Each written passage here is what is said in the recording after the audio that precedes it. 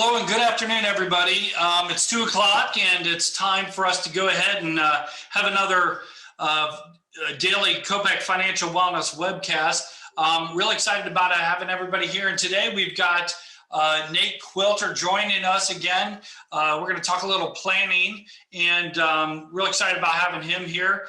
Also, wanted to go review a little bit some of the COPEC disclosures and information. First of all, COPEC was developed back in 2004 to be a outreach education venue for individuals to be able to have all types of education information brought to you without cost or sales or marketing. So it's really about bringing good education to you and tools and resources and insights that you can use for your own life. We have a disclosure set up here. This is a little bit about not only COPEC, our speakers, also our board, affiliated companies, things like that, to let you know that there are board members, companies that are involved, and wanted to make sure that you're fully aware of that. So again, with COPEC, go ahead and bring in our guest expert. We are lucky enough to have Nate Quilter, a certified financial planner, join us weekly. And by doing this, it allows us to, let's go ahead and bring in Nate here. And there we go. And Nate does a great job working with individuals with their planning, and he does this every day. And so for us to grab him and get a little bit of his time, I think that's really a special treat. So Nate, thank you so much for joining us. And what are we going to talk about today? Well, thank you for having me first, and thank you for your time. So today we're focusing on needs, wants, and wishes. So, kind of just comparing those and how they fit in with your overall plan. Just like anything, you need to prioritize somewhat. So, we kind of move up the ladder when we do planning. And it's, hey, make sure those needs are met, then let's look at those wants. And if those are met, now let's move on to those wishes. Well, that's interesting. I know that as we deal with planning, when we go through our lives, we really do have to deal on a daily basis of the needs, right? We got to get our rent paid. We got to get the car paid, put food on the table, all those things that we go through our entire life. And that is, I know the rule is with planning is pay yourself first, right? Put money into savings. Yeah. But when we deal with expenses, we're really talking about the basic necessity in life. And I don't think people really think about this enough as far as how it applies when you're in retirement. So maybe take a little bit of time and talk to us about those needs. And you really don't want to risk the chances that you can run out of needs. And I use this example once in a while when presidential situations, and usually I think back to when they were doing Medicare Part D. I remember, I think George Bush was doing this at the time, and he was introducing somebody who says, hey, I want to introduce everybody to Mary Jane, and she's 92 years old, and and she's on a fixed income, and and everyone's like, oh, Mary Jane, oh, she's on a fixed income. Ooh. Why did he do that? Well, he's trying to explain to people that they have a fixed income, usually Social Security, but the whole point of the introduction is to let people know that she doesn't have enough money to pay for these prescription drugs because there's not enough money to pay for the basic needs, right? Food, shelter, basic clothing, prescription drug in that example. But the idea is that we need to at least do everything we can, whether it's government or personal, to get those basic needs covered. And that's why that's first in our line of needs, wants, and wishes, right? Absolutely, yeah. If you have to make a choice between medicine and food, that's not a spot you want to be in, because both of those are needs. Right. And, there are times where people don't have what it takes to meet the needs, and like you said, whether it's their own savings, family helping out, government helping out, those needs are the absolute minimum that needs to be met. And I will say, to an extent, some people think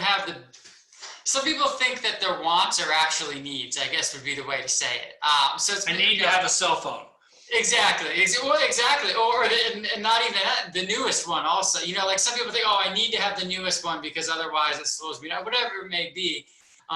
In my mind, those aren't needs. In my mind, it's, hey, if you can't afford basic groceries, electricity, and there are times where if the needs aren't met, maybe you can downsize your home or take out a reverse mortgage to extend how long you can meet those needs. But in general, I like to think of needs as, hey, this is the minimum. You cannot possibly go below this spending. And as somebody on a fixed income, if the income does not meet those and you don't have accounts to supplement that income from, what are you going to do? You really don't have options. So the main thing is just to make sure that you don't reach the point where the needs are not met. So if the needs aren't met, I would say, look, you need to work longer, or cut back expenses earlier on if the projections show that you're not going to meet those needs. But there are other ways you need to get to the point where you can at least meet those needs. Once we start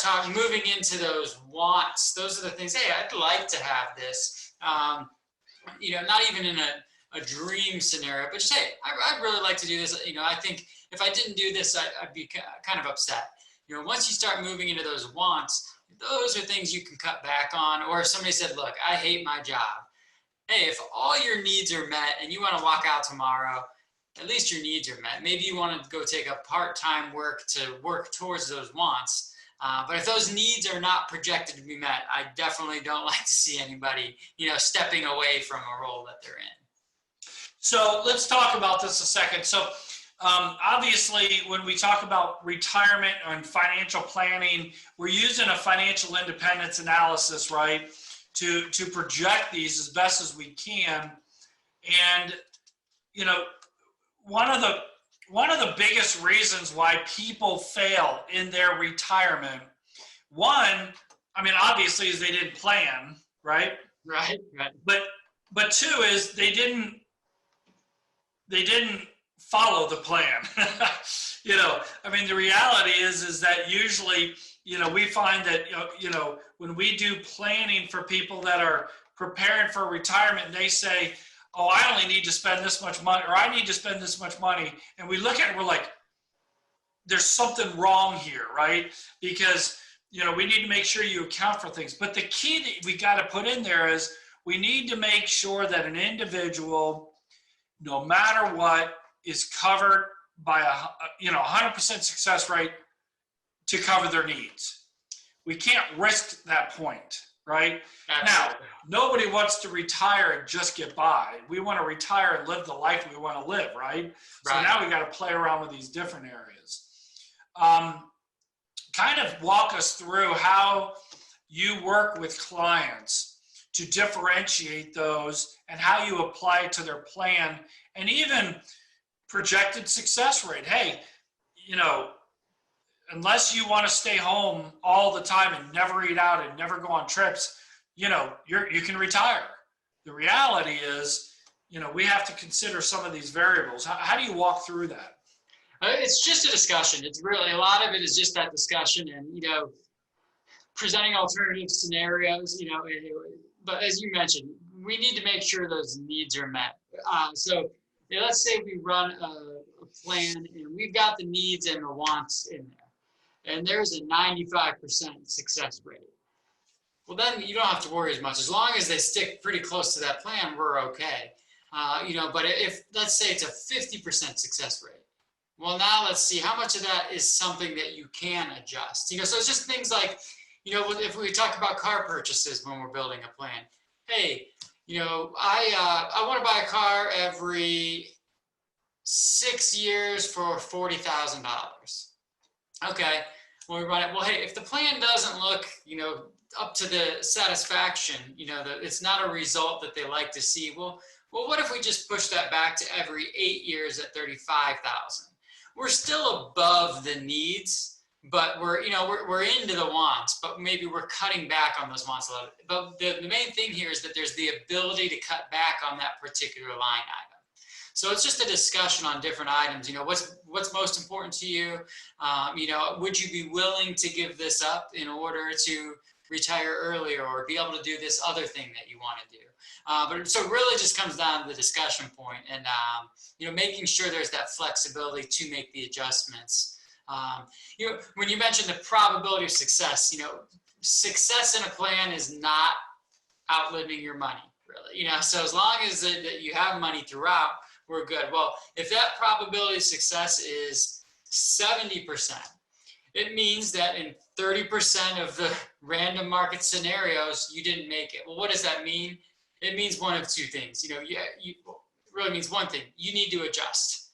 Most people aren't going to be able to rack up debt right before they pass away. Now you can do some, but it's not something that's ideal and not something that you may have available to you. Good luck getting a loan when your income is just Social Security and your expenses are much higher. So, it really just comes down to, is there that flexibility to make adjustments down the road if things don't work out well? And so, when you're in the wants, there is. When you're on the needs, there is not. Right. As you were kind of going through that, what thought that crossed through my mind was for people to understand the value of projections. In our world and in many others, projections are not Loctite, right? I mean, there's no way to know what the future holds. But where projections are really valuable is at least it sends you in an awareness direction. And what I mean by that is, so let's say that somebody retires and they did a good job with their expenses as best they could, and they have their needs covered. So let's use that in real life examples. So let's say your needs is after tax $48,000 a year. That covers rent and food, all those things that you need to survive. Remember, 48,000 might actually mean 58,000 when you include taxes, depending on your situation, right? So let's say 48 equals 55. Then you have wants. Well, I'd like to have a new car every I'd like to, travel once a year to, whatever. So all of a sudden that 48 and 55 gross turns into 65, 75, right? Yeah. And then I have wishes, and that is I have a second home. Well, that costs $2,000. You have all these things. So now all of a sudden the 65, 75 turns into 90, 120, 110, right? And so when we look out, we want our retirement to be that 90, 110, but we know we're not going to be on the streets because we can make adjustments. Well, the problem is if you don't make adjustments soon enough, if you're wrong, you might live this way and then have to drop down and live much lower. Well, that's not what we want. We want to live here and then make adjustments a little bit at a time. And that's where the projections are really valuable, so that you can sit there and say, and by the way, this is the same thing for saving for retirement, right? Whether you're saving to meet a goal or in retirement to maintain your goal. So let's say that you're doing a projection and you're at 100% on the wishes, and everybody has their own. But then next year, that 100% dropped down to 80%. You're like, whoa, what happened? Well, the projections happened because over the next 20 years, inflation happened differently than we thought. The market happened differently than we thought. Social Security didn't grow as fast as there's all kinds of reasons. But if we only adjust your wishes by a little bit, we're back to 100. Right? So now instead of 110.90, we were able to drop it to 105.85 as an example. And we just took out that one extra trip a year that is a wish. And boom, we're back up to 100. Because that one, and maybe it's not even 5,000, maybe it's only 2,000 or 3,000. But because we made that adjustment every year for 20 years, we don't have to go from living here and going all the way down here at one point. We just have to go from here and make a modest adjustment down for 20 years or all the way through retirement, right? I know that's a long-winded way of an example, But I really think it's so critical when we talk about these needs, wants, and wishes that people understand you can live the life you want, but you got to keep looking at that checkbook and making modest adjustments. Absolutely. And you made a great point there. It's small adjustments over a long period of time have a really big impact. We have seen one client that did that, basically that cliff that you mentioned, but he kind of had it in his mind, we're panic, advisors, you're kind of panicking there. Like, hey, this guy, he's going to run out of money, but hey, just let us know if there's something drastic like that. But I mean, 99% of people I've talked to would much rather make that smaller adjustment earlier, that $5,000 drop now, instead of dropping $30,000 later. And basically dropping from wishes to needs, most people would rather just stay in that want line. But again, every plan is different, every person's different, so it's, do the projections that you want to see, based on, live the life you want to live. And that's really what financial planning is all about, is do you have the resources to live the life that you want to live? And so it's, the projections are key, though, as you mentioned. It's to keep up with that, because things are going to change. I can almost guarantee you the projections I have for where your account balances are going to be in 5 years are not going to be correct. But neither are the expenses, because other things are going to change. So we want to get as close as we can, build in a room for error, a little bit of margin for error in there, and then continue to monitor it. There are plans that you create now are going to be considerably different in 3 years. Goals change. Things go differently along the way than you expected. So, always build in. I even would consider that part of the needs a little bit of an adjustment. What if my car breaks down? You need that buffer. What if there's extra dental? What if I need a new roof that I didn't plan for? So you always need to make sure, even in part of the needs, that you have a little bit of wiggle room built into that. Yeah, and we can play this out a little bit even longer, where we really talk a little bit about the idea that, well, Nate, if these aren't accurate, why even do projections, right? You have to understand two things. One is clarity, right? Well, three things really. Clarity. You need to understand things to understand how to make sure that you are in the comfort zone, in the at least roughly close to the success zone. And I like to use examples like, if you were dropped in the middle of the woods out in Montana, miles away from everybody, well, it'd be nice to have a GPS, right? But if you at least know some basic stuff to get you close, follow the river, the North Star is this way, moss grows on, I think, the south, some basic stuff. Yeah, it's not pinpoint accurate like a GPS, but it's definitely helpful. Find out where you are, where you need to go, where to find civil, and all that stuff. So it's not perfect. There is no GPS. Maybe in where you're at now, because the GPS will tell you where to go, right? So I guess projections, it doesn't do the same thing. But clarity of where you're at, understanding how the projections work. But here's the big thing. Make sure you're within shot range of success. How many times do we have people that retire and they never even did any projections, and they thought they looked good, and they miscalculated the effects of inflation or whatever, and you're looking at it going, you're going to have trouble in 15 years. It looks good today, but our brains don't think forward that way. We don't think that way without support, confirmation, statistics, analysis to confirm with you that if you don't look at this, now, wow, wouldn't it be nice to know that at age 50 and you work for 50 more years, that if I save $200 more, that I really zeroed my success, margin of error, I guess, if you will. I mean, it's just so powerful. Absolutely. And, people have overconfidence, but underconfidence as well. There are a lot of people that, hey, I'm set. I know I've got X amount of dollars. I'll be fine. Well, you'll hear people, or not, you read a lot of times, articles that I read in the industry, and, it's, hey, I have X amount of dollars and I'm this age. will I be able to retire?